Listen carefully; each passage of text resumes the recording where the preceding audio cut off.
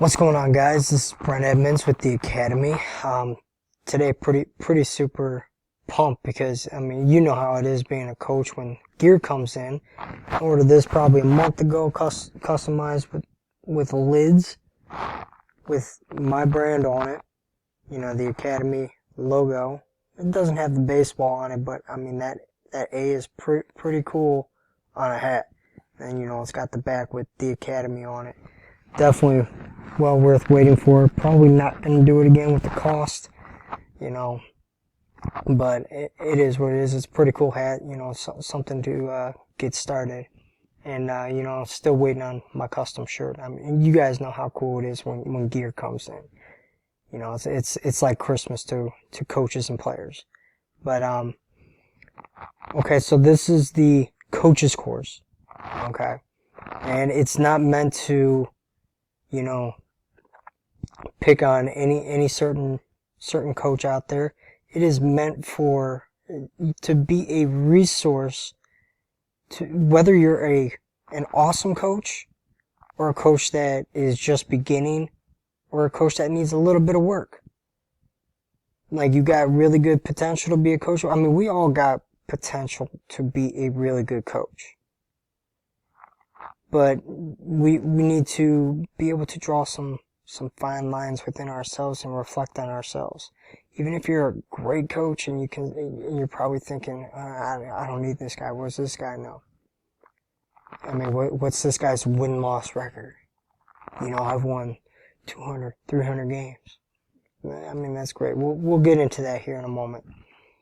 But this is meant to be a resource. Maybe something that I did and did well that I want to pass on to you guys that you can maybe implement into your into your game plan and add it in to become a better coach.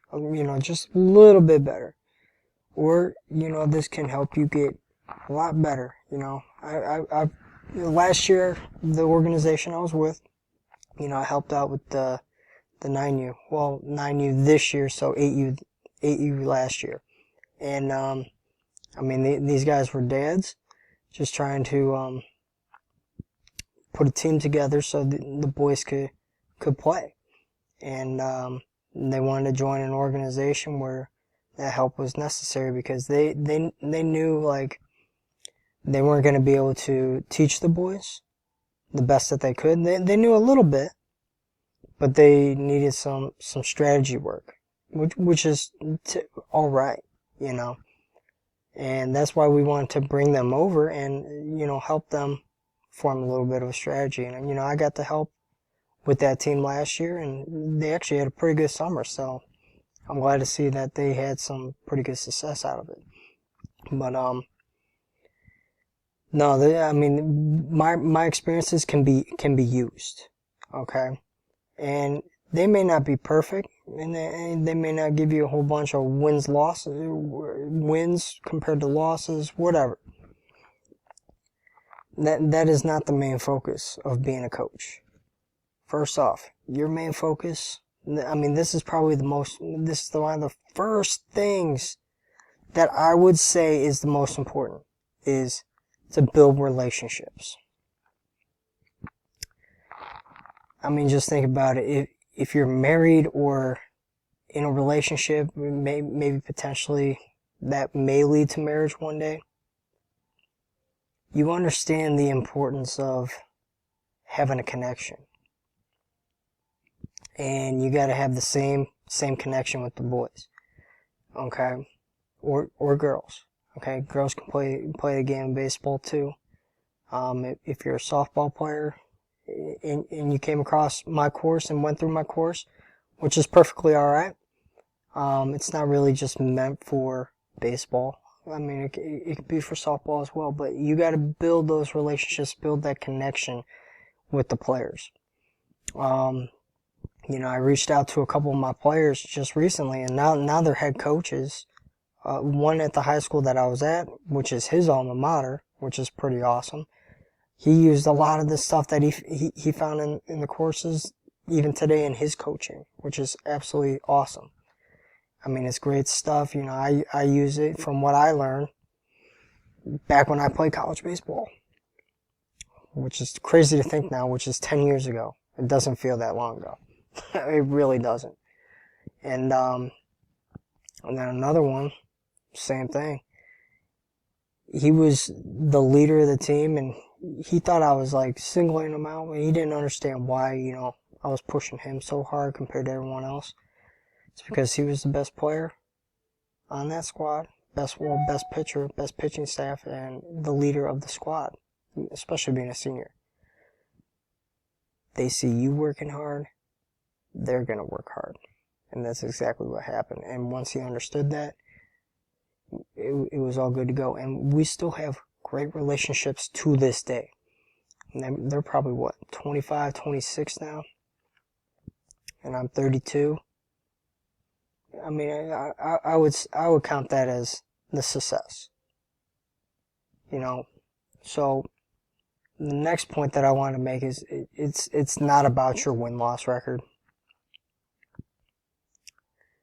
What impact is your win-loss record going to have? It's not. Other than for you. Nobody cares about that. Yeah, impressive that you won 300 games at the high school level. That's sweet. Who did you impact at that time?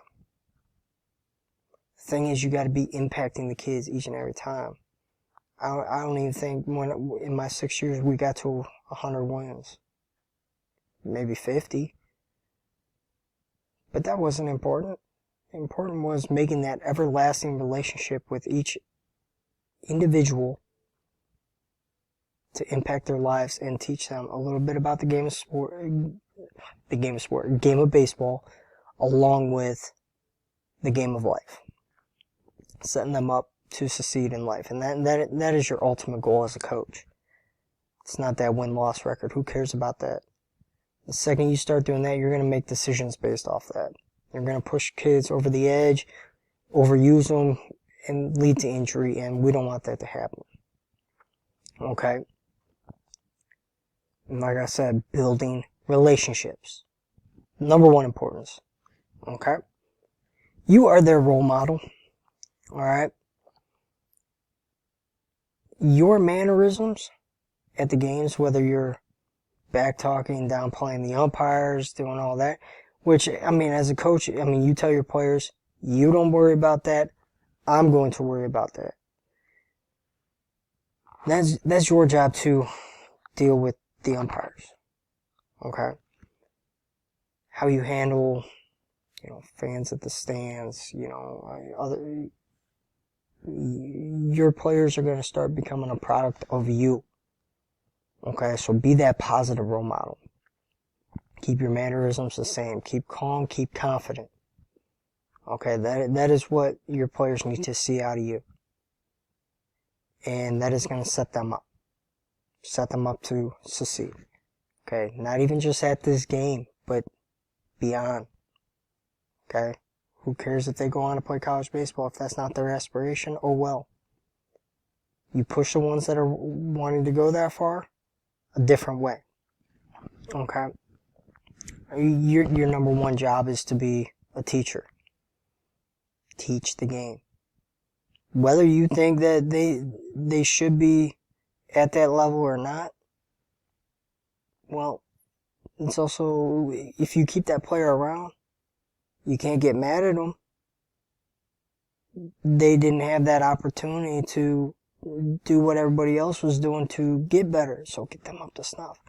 And I'm just gonna go on right here. I'm gonna switch my screen.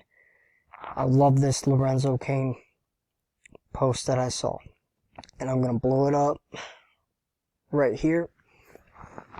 Would you believe that Lorenzo Cain never played in a Little League game? He never played on a travel team. Never made an all-star team. Did not own a glove till he was 15. Never took a lesson or a private instruction as a kid. Showed up to his first JV practice in jeans. Held the bat cross-handed his first year playing. Think about the next time you fret over your kid's progress as a youth baseball player, right?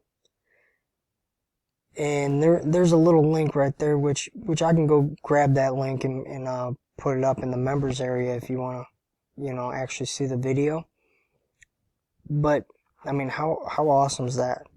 I mean, I know we've fallen victim at Normandy when we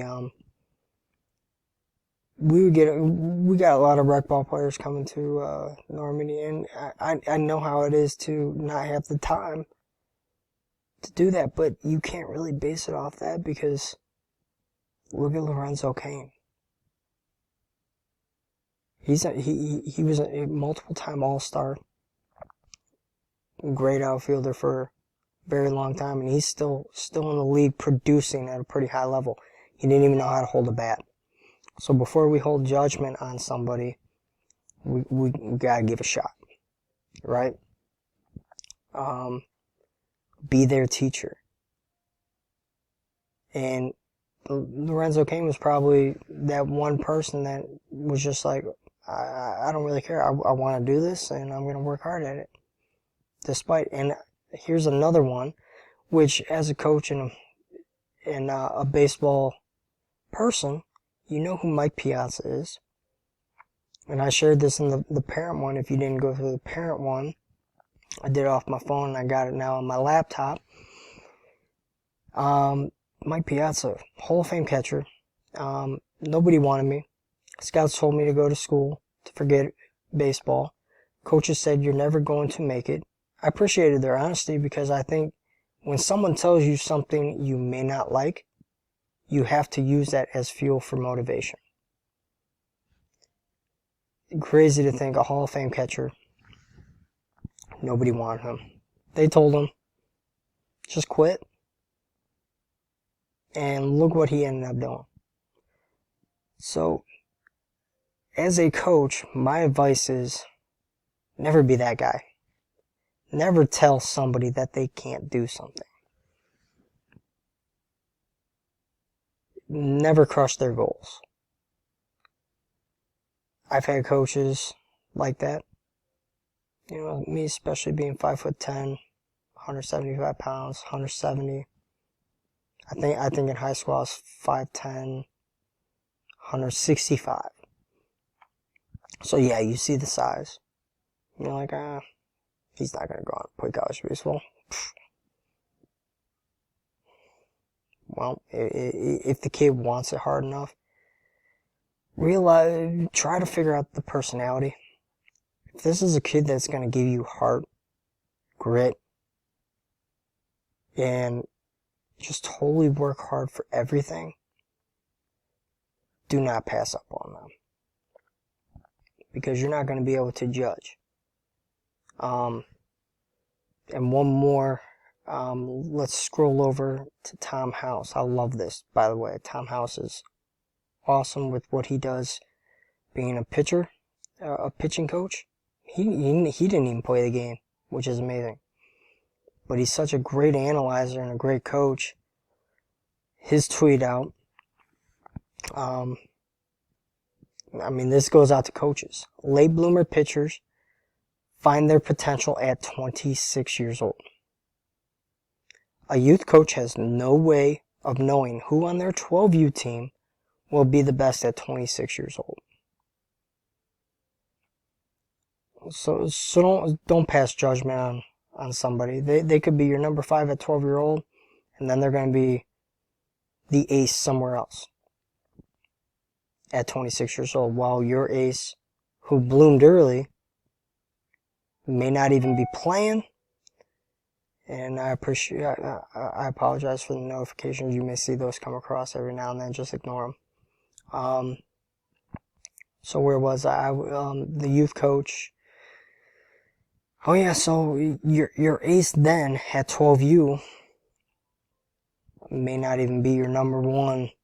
Maybe even be just a relief pitcher by the time you guys are 18, and that guy that you had barely getting any innings at 12U may be the ace by then. You never know. It actually happened to us in high school. I played with this kid, early bloomer, hit puberty early in middle school, and close to 80 miles per hour at 13, 14 years old. And I mean, everybody raved over him. By the time we were seniors, and I wasn't on his level, but I mean, I worked hard. I worked hard for everything that I wanted. And I passed him up. I was our ace for junior, senior year. And he was hurt. He never even pitched. So don't pass up on others. Coach everybody the same. Okay? But at the same time, learn each person's personality on how you can say things to them. If they're going to shut down, if they're and whatnot, learn their personalities and learn how to talk to them. Okay, it's all about creating a good experience for them. Okay, that's our job, is to create a great experience. We've had our time, right? It's not about us anymore. It's about them. Okay, so we need to make it as great of an experience for them. Our time's up, right? We had our time. Now our job is to be a teacher and build those relationships and be that role model for them. Also, always provide energy. If you're not in the game, your players aren't going to be in the game. Right? So your energy level is going to feed off onto your players. If you're negative, they're going to be negative. If you're positive, they're going to be positive. However you approach the game, they're going to approach the game. Okay. Right? Anybody that's viewing this and has their own child, I mean, I got a 2.5-year-old, he's napping right now. He looks up to me. And he says things. He's at that stage of starting to repeat things. And if I have that same energy, he's going to have that same energy. They all become products of us and what they see and what they're being taught. Okay, so remember that. As a coach, like I mentioned, was positivity. That goes into the energy, what we were talking about. Okay, for sure, 100%. I'm not joking about that. Your players will be you. And I've seen it too many times. And that coach that wants to cuss and blame the umpire and do all that, his players do that too. And you can't really fault them. They're doing what they're taught and what they see. Let's see, the next thing, always have a plan going into a game. Sometimes it's hard to create a plan when you don't know the opponent, but that actually shouldn't matter. Have your own plan, and your system is your plan. Have a good system in place. Teach them the right things in practice and prepare them for the game. Teach them all the little aspects, and that's part of this entire program. Is I want to teach some of those aspects that potentially get missed, and catch players up to speed. More players, reach more players to get them up to speed. So we have a full team that knows what to do. So you can plug anybody in. And sometimes that plan, it may not work out. That's fine. Make an in-game adjustment to what's going on, because there may be a guy that's throwing harder, slower, they're having a hard time adjusting. Giving them the adjustment. The other team may be pulling the ball more. Maybe shift them a little bit more on defense, so we can start taking away some of those things. Maybe they're very good at hitting the ball oppo. You start shifting and playing them oppo. Yes, I know as the coach you don't want to do that. You don't expect to do that. You expect your players to just know it and adjust to it. and remember each hitter, but a lot of them are not at that point. And just be realistic with it. So have a backup plan. Adjust in game. If your original plan is not working, then make the adjustment, right? Teach them the adjustments, what they need to look for, right? Going back to being a teacher. Be their teacher, right? You don't assume that they automatically know and they should be doing it.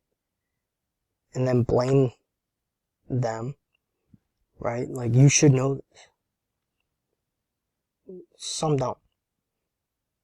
So if you see that they're not making the adjustment, make it, right, as a coach. And if you have a player that doesn't want to make it or just can't and keeps forgetting, then find somebody else that does. I mean, I know I fell victim to that as well, because some of the summers we only got like 13 guys, maybe a couple guys hurt, that you just don't have too many options, and you gotta kind of stick with what you got, and it makes it tough. And I understand that. And that's why you see some of these teams, they carry POs, they carry, guys that are about 15, 20 guys on a roster, so they can easily make changes like that.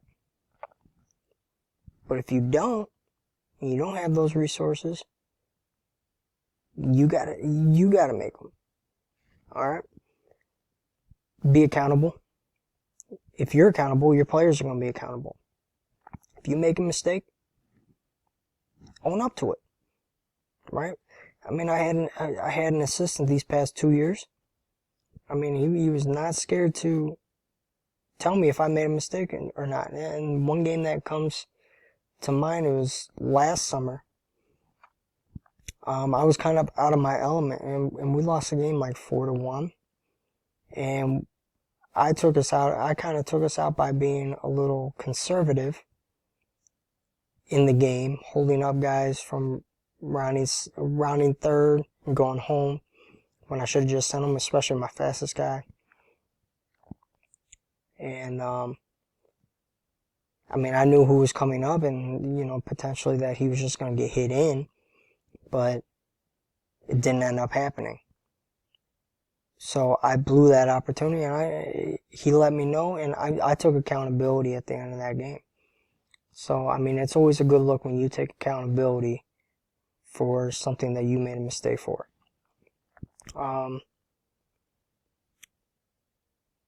Like we already talked about, your backup plan, adjusting. Also, your approach.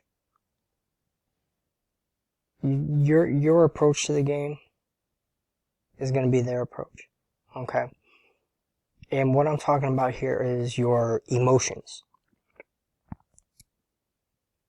As you can tell by me making this video, I'm just talking, right? I'm talking calm. And that's how we should be carrying ourselves as coaches. And I'm telling you right now, I was that type of player, and I had some talent, and I worked for even more talent. I hated those coaches that would just yell, scream, cuss. I didn't respond to that. I actually left that. My high school coach was like that. I didn't respect that coach.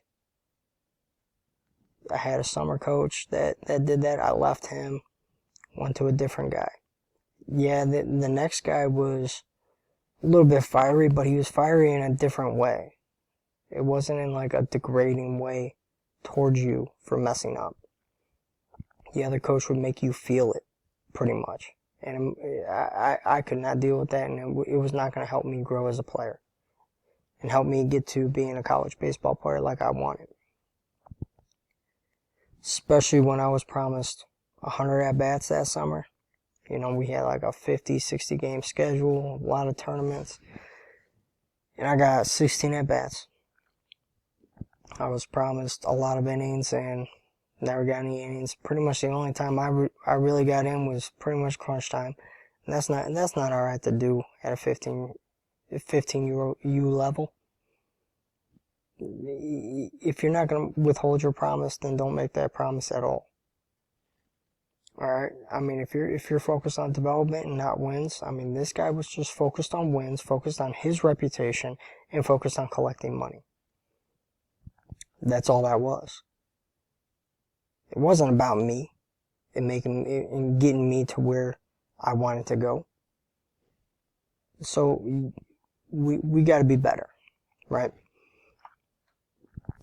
And the next point is consistency. Making sure you have a good mental game, because if you don't have a good mental game, what are you going to be expecting from your players, right? Be consistent in your body, your verbal actions, your body language, everything. Be consistent. Be consistent with everything, and make sure you have values. Make sure you uphold those values, right? You know, some good values that you can carry and use for yourself: passion, relentless effort, communicating, trustworthiness, right? There was a fifth, and for some reason, whenever I go through it, I always forget the fifth. But those are some core key values that you can hold your team to. And if you believe in those, uphold them. Have team rules, uphold them. Okay? Make sure you're doing your job as a coach, whether they like it or not. And the last one was yeller. Are you a yeller or are you calm in games? I'll be honest, I'm a little bit of a mix. I will yell to be able to communicate what's going on, where you should be lining up, as if I was playing the game. But otherwise, my mannerisms are calm during the game. Never get too high, never get too low. Never show that, I may be defeated. Okay? And how are we talking? Okay, how are we talking to our players? We telling them that a bunch of negative stuff, or are we telling them positive stuff? We're giving them positive feedback, giving them positive adjustments to make. Make sure you're always being positive, like I mentioned. So let me show you a couple more, okay, shots that I found. Okay, we all know who Nick Saban is. Just look at this quote. Average players want to be left alone. Good players want to be coached. Great players want to be told the truth. Alright? Never hold back the truth. If that player don't like it, that player don't like it. He's going to be in these two categories up here. Your great players, always tell them the truth, and they're going to appreciate and respect you the most. Okay? Always hold that. Okay? Hold that standard. Okay?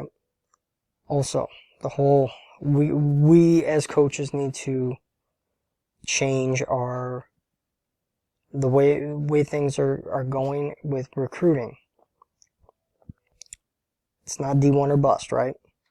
So let's get that out of their heads, because this guy is absolutely right. A lot of D1 programs are taking guys from JUCO D2 transfers, right?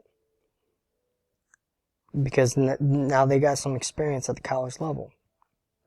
So let's set them up with D2 NAIA JUCO, right? If they want to make it D1 eventually, because a lot of these freshmen just aren't ready yet to play at that level. Let's just put it that way. So they're probably going to sit there for 4 years and barely play, instead of going D2 NAIA JUCO, where they can get some playing time, get some experience, so they can be a valued member at a D1 program. So let's change that mindset. Like, we're not trying to get them to go D1. But we can help them get there by providing the tools and letting them know that the D2 NAIA JUCO route is not unacceptable. Doesn't mean that you failed. Go get that experience, and then if a D1 program, if you reach out or they come calling and want you to transfer in, which is actually illegal, but unless you enter the transfer portal, allow them to know that that is a valid route to take. And then the last one, what was, oh no, I already went through all of them. Oh no, let's move that over. There's one more, my little screen was in the way. So this one applies more for coaches. I would say this one is great. Like, why can't the adults control themselves? Making comments toward the umpires from the dugouts and the stands. Overusing arms because we are more concerned with that win than we are that player's health. Using words to belittle and embarrass young players because we aren't happy with their performance. Acting like fools during slumps and losing streaks. Adults, we need to be better. We need to lead them better. We need to be better examples for them. I had my lessons all written up before I even came across that, and I'm like, man, this is perfect, because that's what coaching is. We need to be better and be the role models for them. Okay, so just a little recap on what we talked about. Build relationships. Number one. Okay, your energy is the energy you're going to get from your team. They're going to be you. So always be that positive role model. Positive role model. Okay, positive's going to roll into all these. Okay, be a teacher. Alright, take accountability. And like I said, it's not about wins and losses. It's about creating a good experience. Okay, so hopefully you take some of the things that I am providing and you can mix it into your own game. If you don't want to, you don't want to. That's fine. I'm not telling you you have to. But the coaches that want to get better can take from my experience as well. But like I said, you don't have to. But if you want to, feel free. This is why I'm doing this. Okay? So if anybody has any kind of questions, reach out on the Facebook group and we can get those answered for you. We can approach those questions. Feel free. I mean, it's not just open to just the young guys. It's open for everyone. Coaches, parents. Feel free to ask those in those Facebook Lives that I do at least twice a week. You know, at least once a week. If not twice, I'll get those answered to you. Okay? So thanks for tuning in, and stay tuned for everything else that's coming your way.